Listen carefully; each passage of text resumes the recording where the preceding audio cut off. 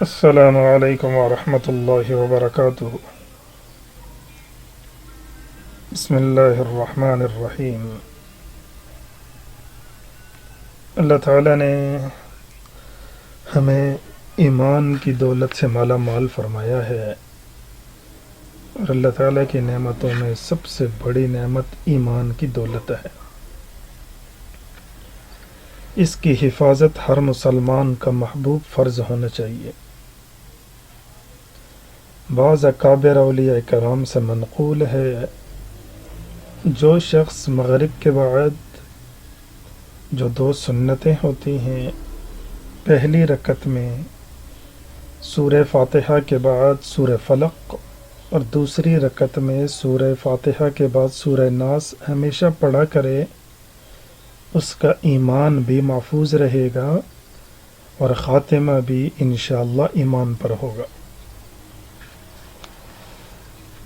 اسی طرح سید انور شاہ کشمیری رحمۃ اللہ علیہ فرماتے ہیں، جو ہر فرض نماز کے بعد ربنا لا تزغ قلوبنا بعد اذ هديتنا وهب لنا من لدنك رحمة انك انت الوهاب، ہر فرض نماز کے بعد پڑھا کرے، اللہ پاک اس کا خاتمہ ایمان پہ فرمائیں گے۔